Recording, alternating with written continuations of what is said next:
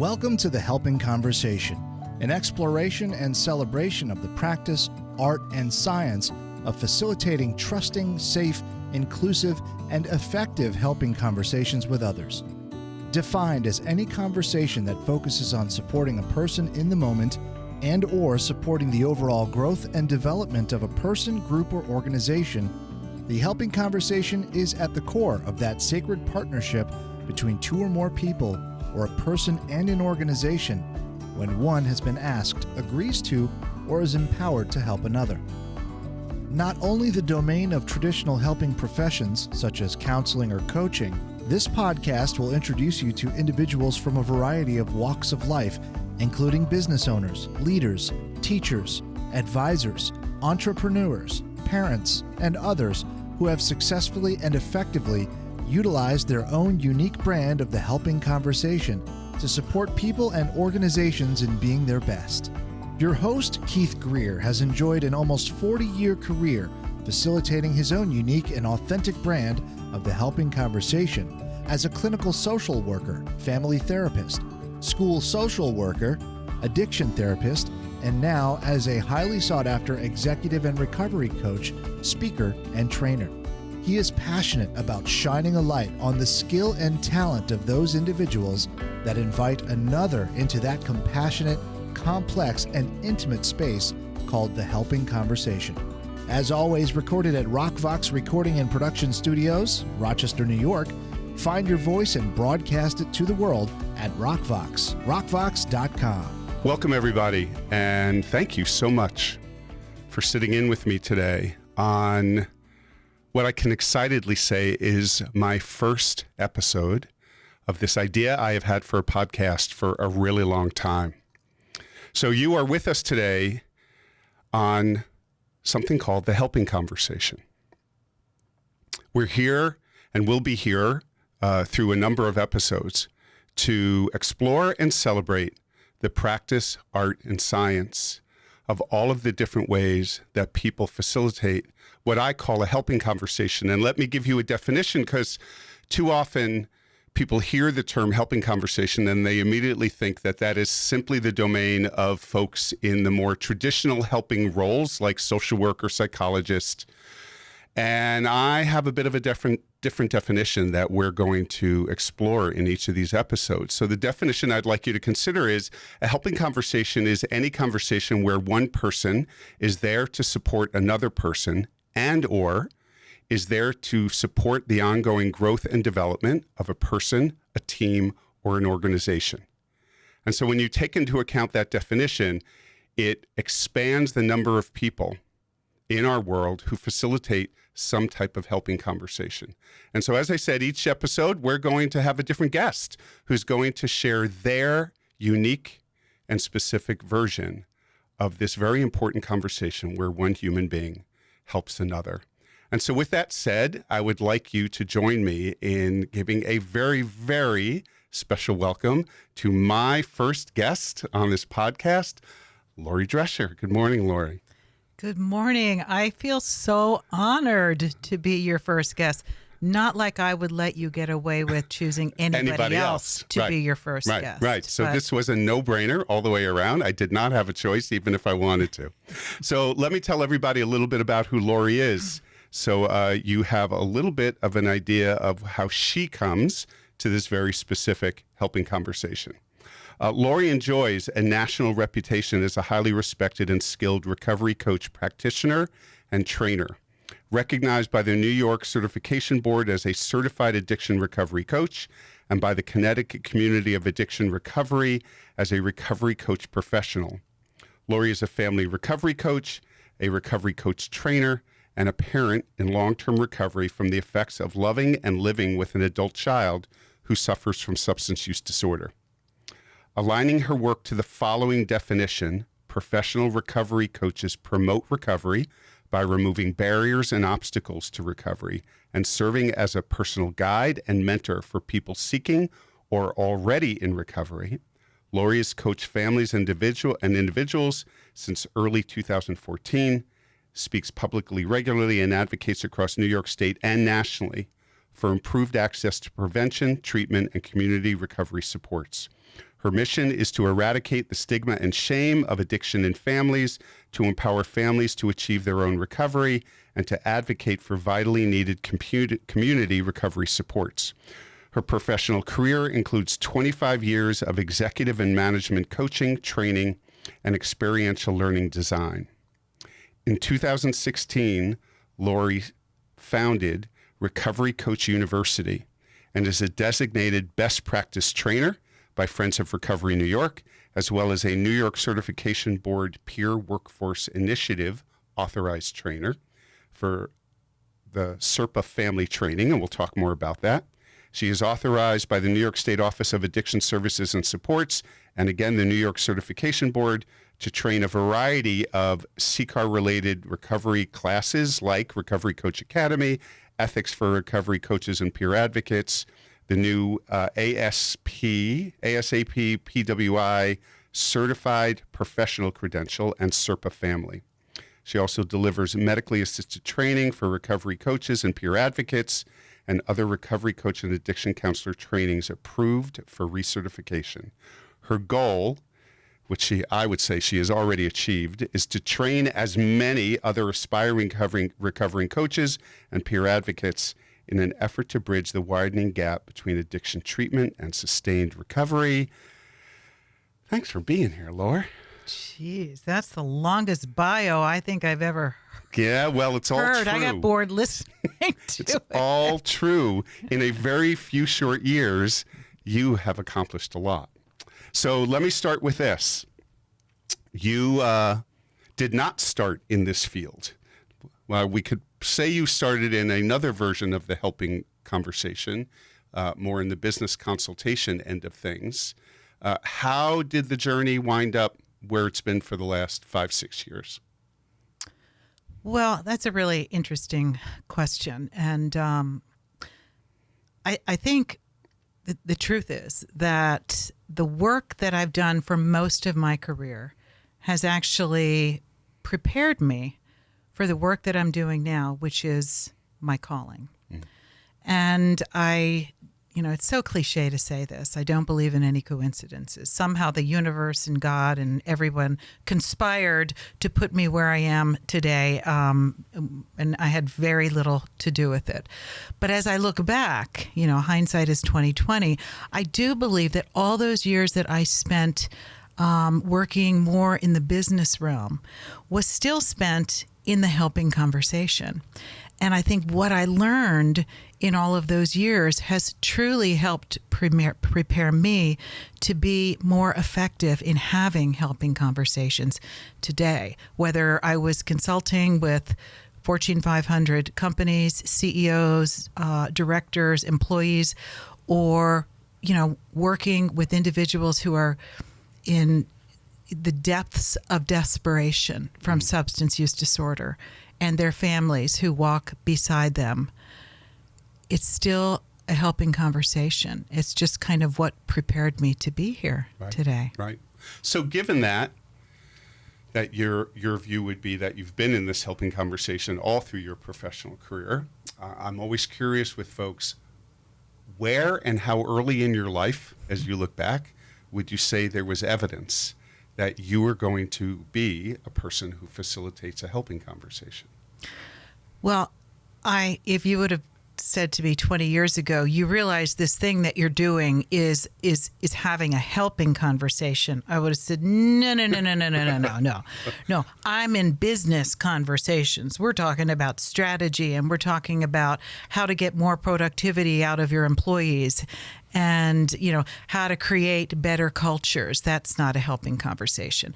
Well, the truth is, and as I listen to you define what a helping conversation is, all of that work was really in the spirit of helping people, whether it's to reach their goals, to try to identify what their goals are. And everything I know about having a helping conversation applies, whether you're having it with a business professional, with a CEO of a company, or or with the person who is there late at night cleaning up the floors to create an environment for others to come in the next day. Right. It's still a helping conversation. So I think that's, if that was your question. So I want to go back even further. Oh, boy. So before you even think about your professional world, back to childhood, adolescenthood, what would have been the evidence then in anything you were involved in, ways of coming at the world, certain innate ways of being maybe, that we could look back on and say, that was a person who was destined for helping people? Well, I mean, probably, and I'm sure I'm not unique in this way, but probably, you know, my friends, who I'm still friends with many of them from the early years, would say that I was often a person that they would go to if they needed help. If they needed help thinking through problems, if they were having difficulties in their own families growing up, that I was somebody who would listen and maybe help them to think through some decisions that they were making. So even way back, I can remember, even in my family, I grew up in a family with 5 kids, and I was a twin. And so, you know, my twin brother would oftentimes both confide in me and also ask me for advice. Right. And things like that. So being a middle child of 5, you were often the go-to person, right? You had to, in order to preserve your life, just sort of pitch in. And even today in my family, like I'm the one who is usually there to support everybody else. Right. And sort of take a back seat, which is interesting because my personality might suggest otherwise, but that's kind of been the role that I've always assumed with my friends and family. Right. So maybe even way back then, I guess the evidence would suggest that this is a path I was probably going to end up on. Right. You and I, we often have this conversation when we train together about a sense that the people who are in the room wanting to learn how to be a helping person probably came into the world with some innate ways of being, that this is a piece of who they've been from the very beginning. Yeah, I think so. And, you know, we've talked about this in the past. And as I was thinking about having this conversation with you today, I was thinking about, you know, when we say helping conversation or helping professional, we oftentimes think of social worker, right? But I think we're really, first of all, it's a lot of pressure to put on social workers. but I think it's so much more expansive than that. And I think it's a great question to go back into your childhood, because I think some people just have that innate ability and desire to help others, regardless of what profession they end up in. Right. No question. So as you think back through your, maybe even with this question, through your career, over that time, who have been some mentors, and what role did they play in pushing you along in your development of your helping conversation? So I didn't really think of myself as having helping conversations probably until I transitioned out of business coaching and consulting into the world that I'm in right now, where I'm working with family members and individuals in their recovery. So if I think back to even earlier helping types of conversations, my mentor, I would have to say first and foremost was probably my father.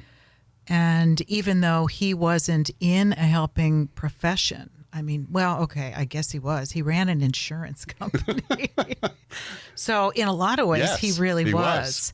But he had what I would consider to be the spirit of and desire.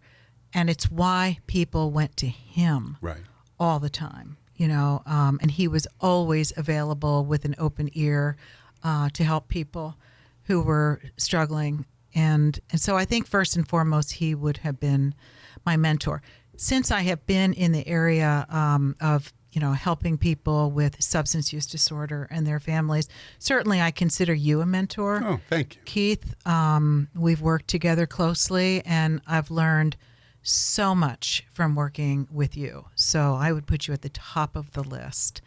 In the recovery area, I would have to look to Bill White as being a mentor.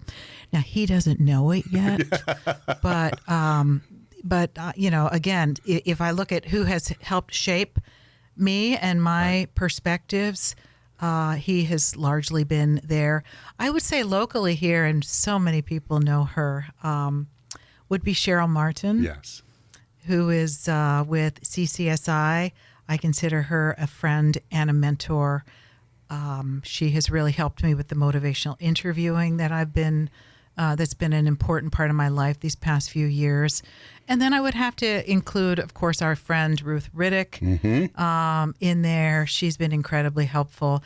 And all of the people who have walked before me and have exemplified what it is to be a coach. Right. And again, I put you squarely at the head of that list, because to be a coach is to have a helping conversation. Right. Can you talk just for those who might not know a little bit about who Bill White is? Because he is such a loud voice in our world. Absolutely. And then we'll have to send him a copy of this podcast. We will. Oh, we will. Right. Bill White is, I would say, an unsung hero in the field of recovery. He is a visionary. He is probably the person who has done more research and written most about the recovery movement, which really helped to sort of change the face of how we view addiction, to shine the light on recovery. It changed the conversation. And from his work spawned the whole recovery coach movement. And he is probably responsible for, I would say, 75% of any curriculum that's been developed for recovery coaches to learn how to have that helping conversation. So, William White Papers is his website, and just a visionary. I don't know what else to call him. Yeah. I always think in today's world, people like to throw around the term thought leader a little bit too easily. He is a thought leader. He is a thought leader, no question. Yeah. So you and I have been in this ongoing conversation in our work together about how to bring a focus on facilitating a helping conversation from the standpoint of being evidence-based. That this is it is just not enough to say, I do a helping conversation because I'm a caring, compassionate person. There is so much that we now know and that we've learned even just in the last 10 or 15 years. So when you think about the work you do with families and individuals as a recovery coach, what are some of the models or modalities or ways of thinking that ground your work?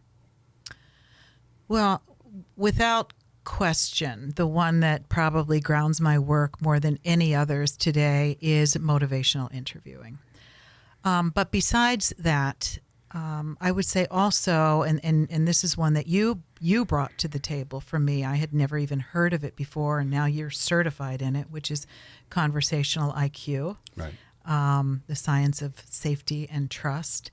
And I would also say the 5 stages of change, the Prochaska-DiClemente model of change. Those would probably be the 3 that I find that I rely on the most. Because let's face it, right? When we think about having a helping conversation, most people who don't dig deep into learning about evidence-based practices tend to shoot from the hip. Right? And so what they tend to do is they go into a fixing conversation. I'm going to help you by fixing you. I'm going to tell you everything that you need. And just ask my kids, because they'll tell you that for most of their life, this was you modeled that well. That's what I modeled. That was my helping conversation with my kids. Just do this and don't do that. Such an easy place to be as a parent. Oh, my Lord. Yes, but as professionals, we know better. Right. And if we don't, then we should. Yeah. Because there are these amazing evidence-based practices and modalities that we should be learning and we should be practicing. Right. So can you share a little bit more, for those that might not be familiar, with what exactly is motivational interviewing? Yeah, of course. Yeah, because I hate talking about motivational interviewing. as you know. Yeah, right. Hopefully our listeners have a couple of hours right now. Yeah, just pull up a chair for the next 24 hours. No, I'm of course I'm deeply interested in it. I'm also, this has been on my bucket list now for a few years, as you know, to actually become a member of the Motivational Interviewing Network of Trainers. Right. This is a group that last I knew there were only about 1,600 folks in the whole country who had that designation. And I decided when I learned about MI, it's what we call it, the jargon, you know, MI. When I learned about it, I thought, I want to know as much as I possibly can about it. And I want to go all the way. And in fact, I want to become a member of the network of trainers. And in late October of this year, I will be a member of the Motivational Interviewing Network of Trainers. So what does that mean? It means that I have learned about a way of having a conversation that is about helping somebody who is interested in making a change in their life. And that can be, you know, typically motivational interviewing is applied in helping conversations when the individual is looking to make a behavioral change. Right. So maybe I want to go to the gym. You know, I'm not going to the gym. I want to get fit, and I just can't get over this hump. Motivational interviewing would be a great conversation, a great way to apply, you know, some of these tools and skills. It's also wonderful to use when dealing with folks who have substance use disorder or their families, and they're looking to make a change. And they may not have any idea how to go about making that change, or they can't even conceive of making a change that feels that monumental. Right. And I think the reason why I think motivational interviewing is so great in those conversations is because it really bothered me every time I heard somebody say, unless the person is ready, I can't work with them. Yeah. Come back when you're ready. And that's become a real throwaway conversation to have with individuals. And nobody should be thrown away. If somebody has even the desire to have the briefest conversation, we have an opportunity to help them to find their motivation to make a change. And I think any of us in the helping profession owe it to ourselves and to those that we serve to learn how to have this type of a change conversation. Right. And so you mentioned another concept that guides your work, and that I would assume is pretty intimately tied into motivational interviewing, and that's stages of change. So talk a little bit about that and how that guides your work and how you use it in the work that you do. Yeah, so stages of change in motivational interviewing go hand in hand.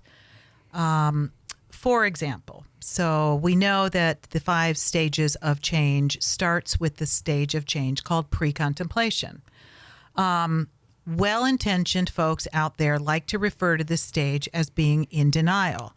Well, telling somebody that they're in denial or referring to somebody as being in denial just isn't helpful. Right. So we have to really think about our language, right? And I know, Keith, language is so important to you. Another reason our listeners need to be around for 24 hours, because you and I will get on the language soapbox. Just the language soapbox that we could get on. Right. But when we label somebody as being in denial, what that does is it gives us permission to dismiss them. Right. So it's just not helpful. Pre-contemplation, on the other hand, actually describes where somebody is in the change process. It means they haven't yet come to a level of awareness that they need or want to make a change. Well, I can work with that all day long. Right. Right? I know that my job as a coach in pre-contemplation is different than if I was working with somebody who is in contemplation, say, or preparation, or action, or even maintenance. And in fact, pre-contemplation is probably the most challenging stage, but it's not a stage by which we should be dismissing people. Nor surprised that this is how people show up unsure about their readiness to change. Exactly. So if our goal in pre-contemplation is simply to help somebody to begin to feel some ambivalence Right. about making a change, to help them to move towards, I'm not ready to make a change and I'm not even wanting to make a change right now, but I'm curious about a change and I'm thinking that maybe a change might be sometime in my future. Right. Boy, we can work with that with motivational Right. interviewing all day long. Right. Can you talk a little bit more about that word ambivalence? Because again, you and I know even that's a relatively new term that we hope more people who facilitate helping conversations will use to replace terms like in denial, resistance. What do we understand in the world of change science about the role of ambivalence? What we understand really clearly is that ambivalence is present with any change that we human beings want to make. Right. Right? I both want to make a change and I don't want to make a change. Sometimes in the same day, sometimes in the same hour, sometimes in the same sentence. Right. And so we learn to roll with it as a coach, because if we get hung up there, we get stuck. Right. Ambivalence is something to be celebrated because ambivalence means that a change is on its way. And our job as a recovery coach or as a coach or as somebody who is learning to apply motivational interviewing or motivational enhancement techniques, we would simply be looking towards how can we help the person resolve that ambivalence. Right. So on the one hand, you really don't want to make a change. And on the other hand, you're really curious about what a change might look like.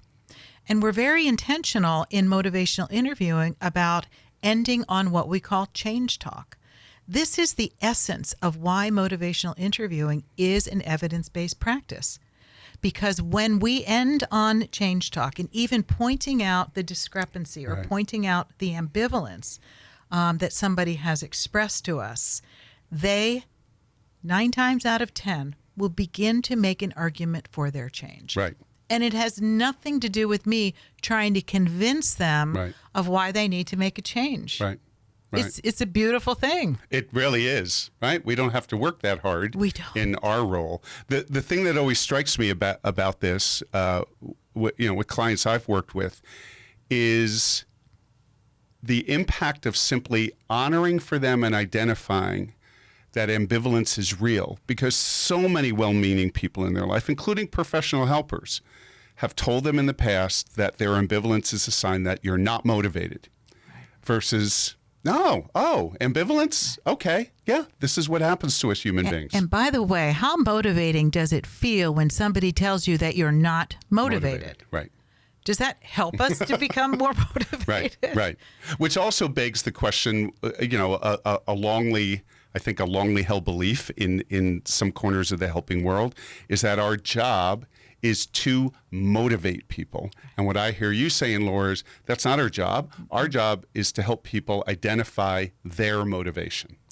Exactly. Help them to discover what exists within them. Right. Not what we hope exists within them, not where we would like to take them, but truly what exists within them, which assumes that we are able to step back from the expert role. Ooh. Something that, Tough to do we helping sometimes, people right? don't even Right? really Our own like ego. to do that. We like to be the experts.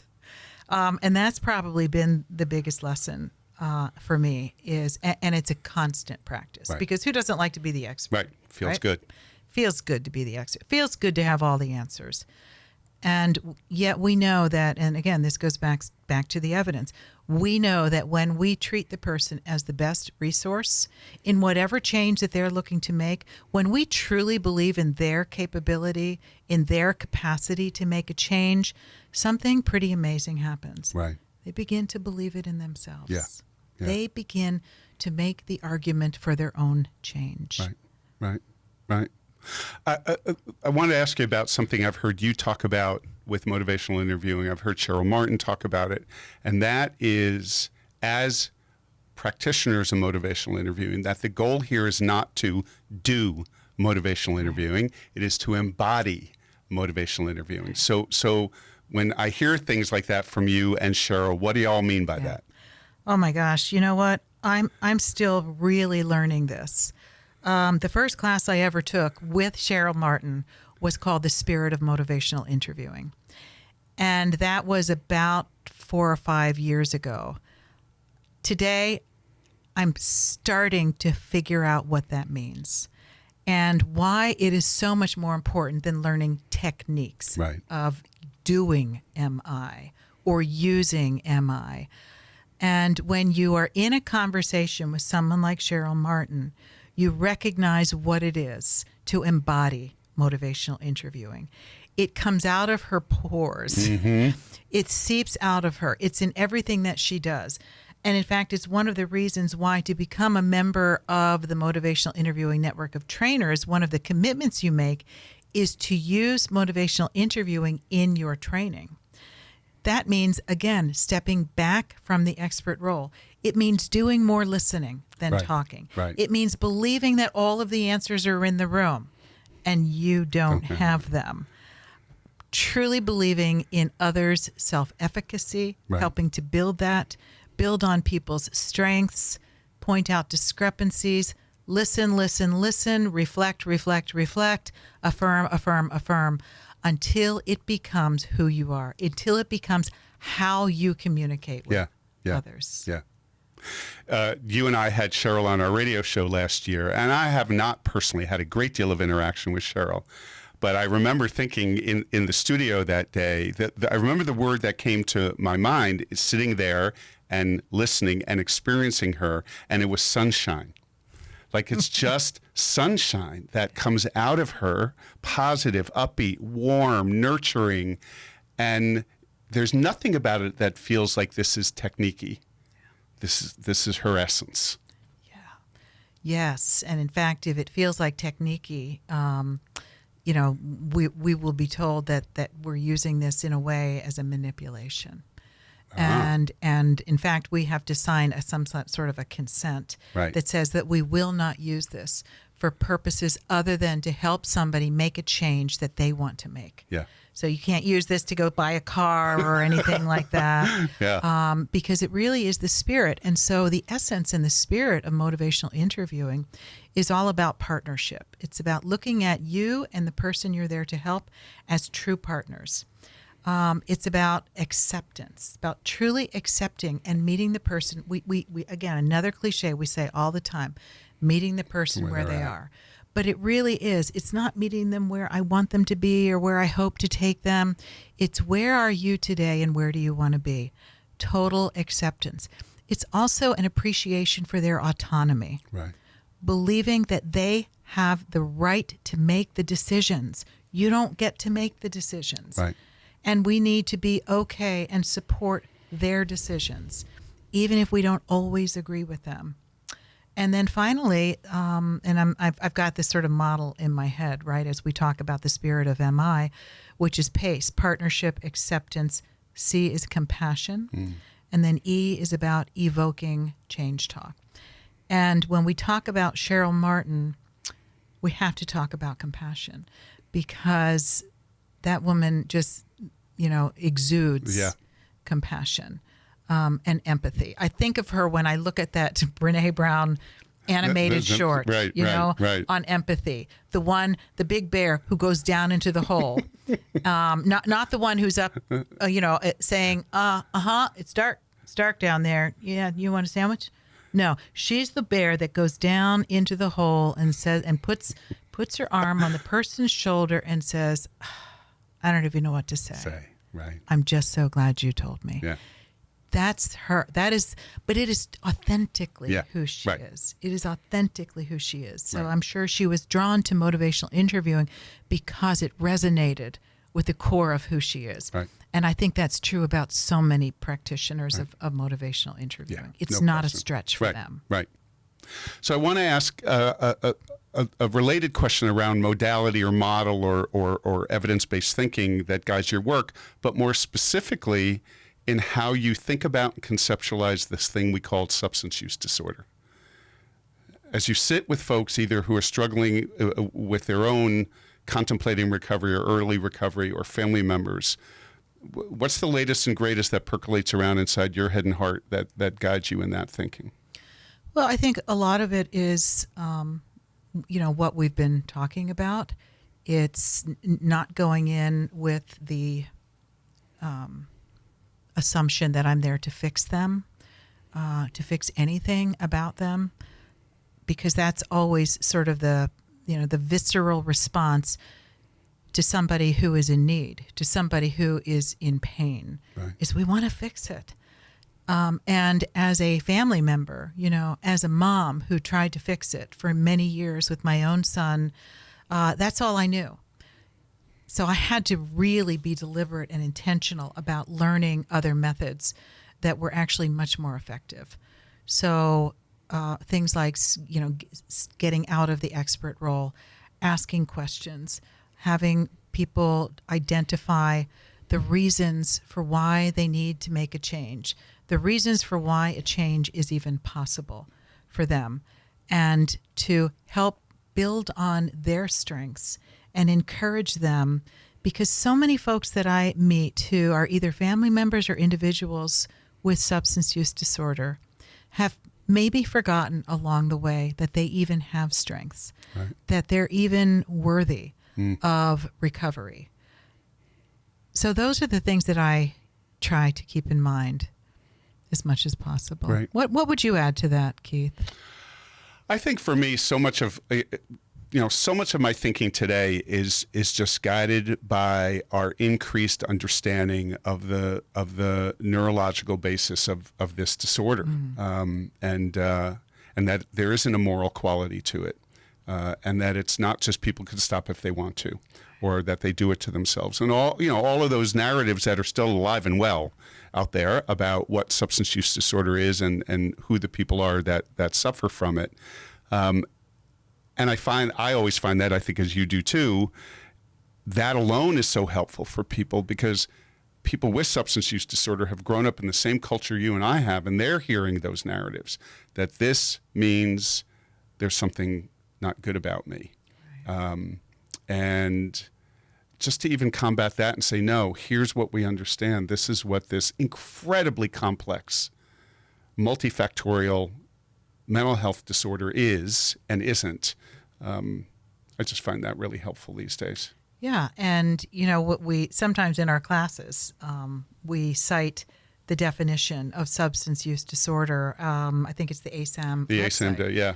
And it's 9 pages long. Yeah, yeah. So, we try to reduce it to a couple of words. And for folks who haven't had the time, taken the time to really learn what it is and how complex it is and what the recovery process is and how the brain is still pretty funky. Yeah, right. For a good part of the first year, at least, depending on the substance, could be, 18 months or Right. longer before it starts to come back in any way that could have been, resembled what it was pre-substance use disorder.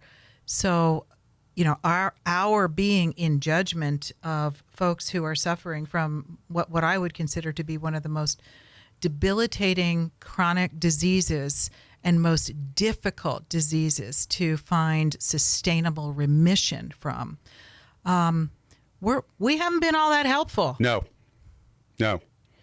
we haven't. So given all of that and how difficult this is, and this is a really big interest area of mine, from the minute you sit down with somebody you're working with, what are some of the strategies, or again, maybe even just thoughts in your head around how to quickly attend to the creation of trust and safety? Such a good question. And I've learned so much of this from you, my friend. And I'm so interested in just continuing to learn more, because it's at the heart of everything that we do. Right. If we don't create safety and trust, we really don't get to come to the table in a very effective way. And in fact, we tend to do more harm than good. Right. It's that important. And even when I look back into my former career as a consultant, I think I had to intuitively know something about creating safety and trust. Yeah. To even get the ear of, executives that we know have a lot of ego, who are not eager to divulge a lot, And so we think about safety and trust and how vitally important it is. And we know what happens in the brain. And we know that an individual recognizes whether they feel safety and trust within about, what, 0.07 seconds upon meeting you. So it's interesting because we had this conversation in my ethics class today. And we talked about, we were talking about, don't ask me how we get on these conversations, Malcolm Gladwell and his book Blink. Right. And about how, we can look at conversations and vibrations that are generated in conversations and within a very high confidence level predict 10 years down the road whether or not this is a sustainable relationship. Take the words out just by listening to the vibrations. And the vibrations are all about the tone that we bring. Right. And I believe those vibrations start long before we ever start to talk to somebody. It's a frame of mind that we, the helping person, have to adapt. Before we get on the phone, before a person comes to meet with us, Right.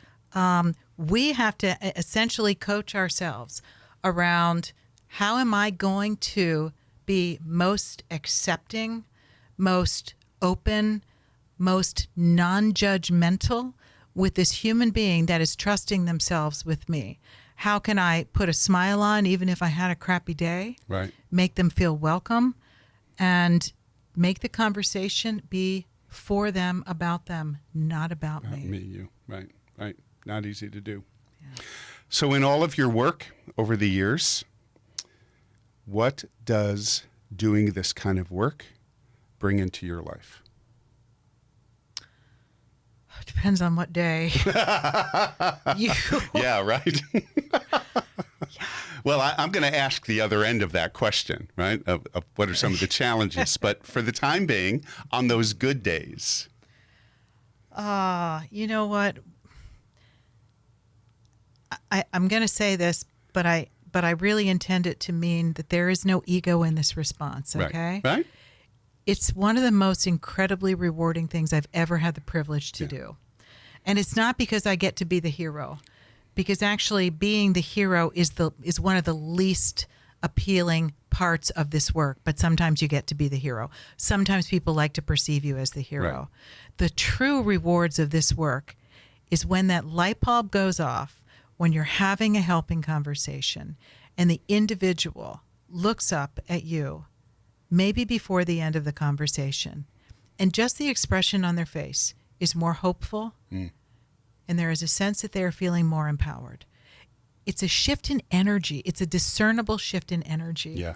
And it's really hard to explain, but I know you know it. Yeah. When you experience it, you know it. And there's nothing more rewarding than seeing that. Because what it means is that person is leaving you better off than what they were when they came back. Right. Not because of anything magical that you did, but because you created space for them to begin exploring for themselves their own gifts, their own strengths, their own talents, and their own change, whatever that might be. And that better off doesn't necessarily mean they're leaving with an answer. No. It could just be what you said, that they're leaving an iota more hopeful. That an answer is out there, even if they don't have their fingers on it right now. Right. And to feel more empowered that, you know what, I have more of the answers than I ever maybe gave myself credit for. Right. Because we know that's how we get sustainable change. You know, a lot of the old thinking, especially in the field of substance use disorder, was around confrontation. And I mean negative confrontation.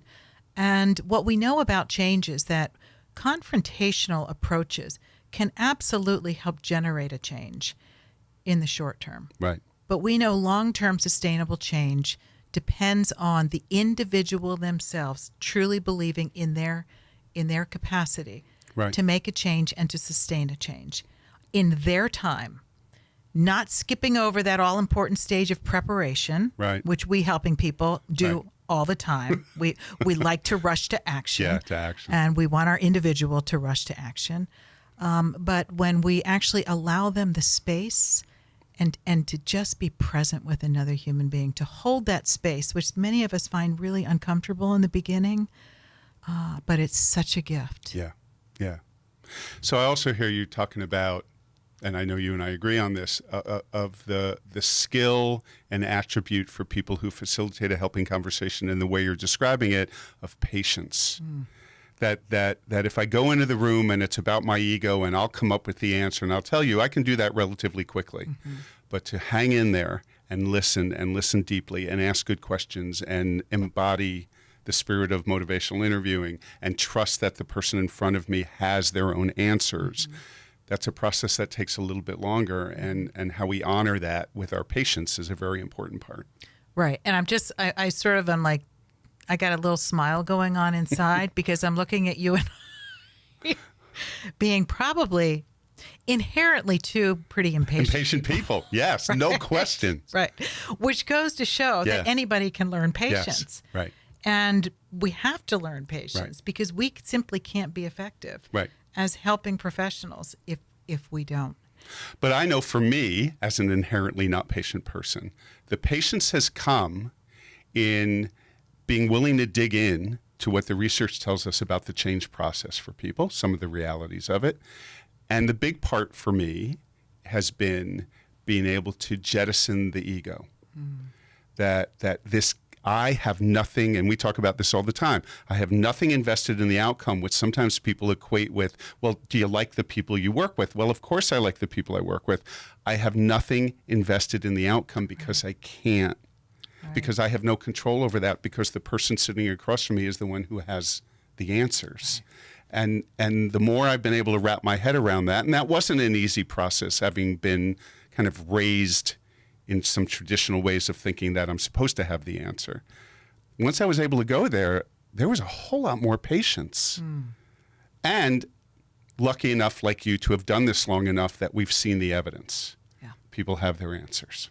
Yes. And so that's so reinforcing, right? When we actually see, when we put that, I call it the invisible duct tape over our own mouths and have patience and believe, and even during those pauses, the silence, to believe that the person is processing for themselves and that they will come up with their own answers. Right. And my job right now is to simply hold the space with them. That's it. And be affirming. Yep. Right? So part of motivational interviewing is affirmations. We know that affirmations are probably the most powerful aspect of our communication in motivational interviewing with anybody.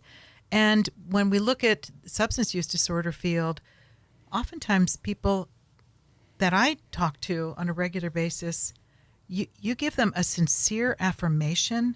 You tell them something positive that you noticed, that you observed about them, about their strengths, about their accomplishments, about the fact that they even showed up today. Right.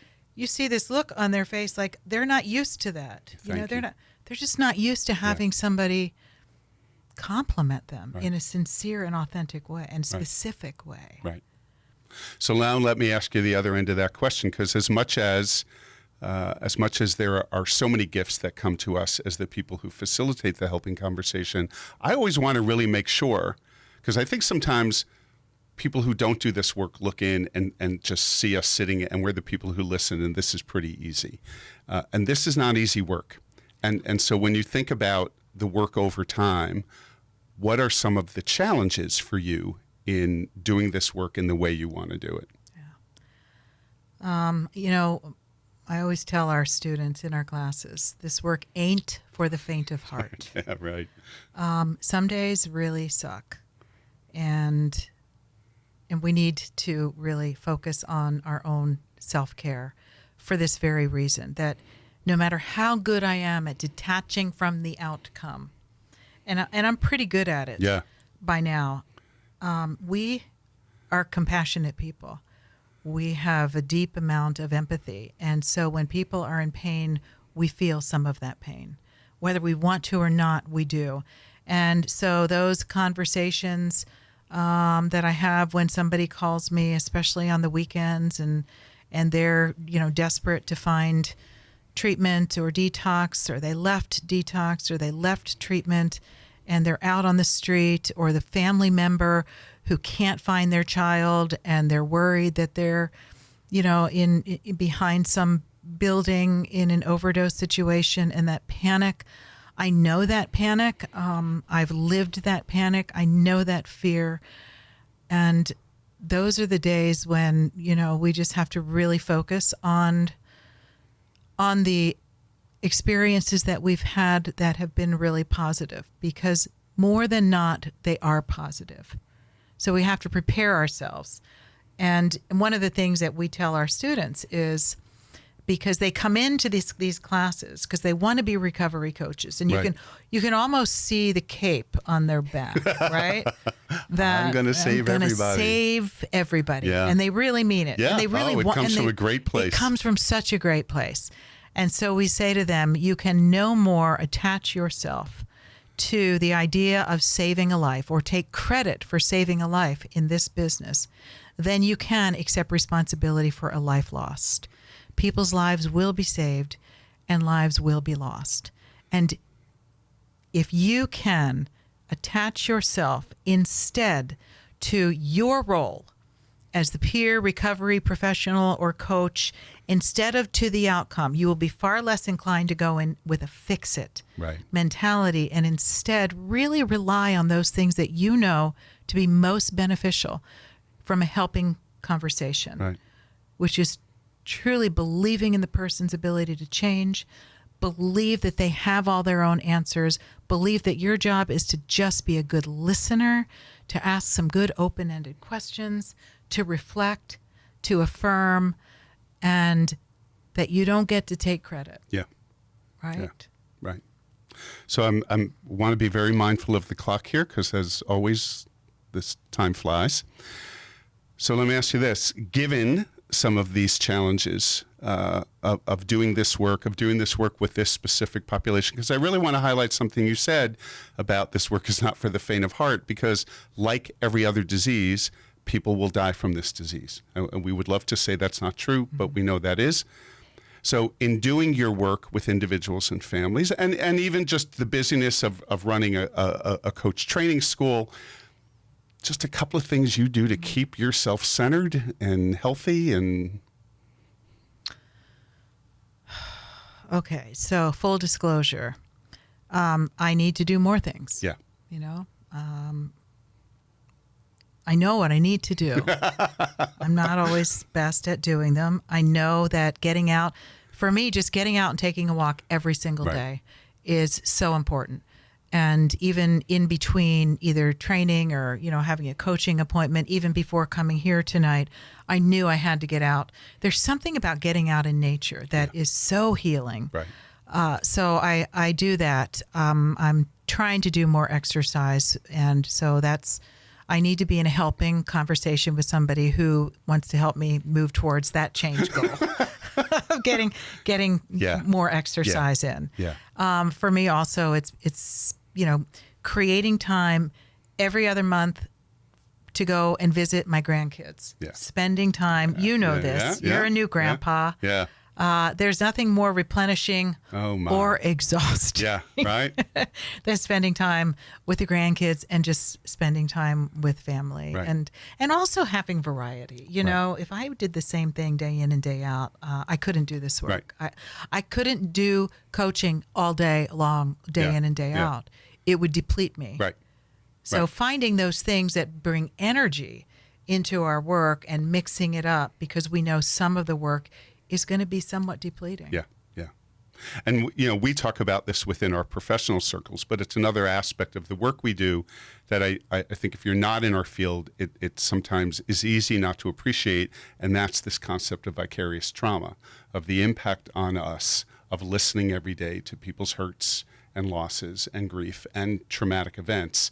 And that is a skill set in and of itself for those of us that facilitate a helping conversation, depending upon the population we're working with, to do that well, do that joyfully, do that for a long period of time, and keep ourselves healthy.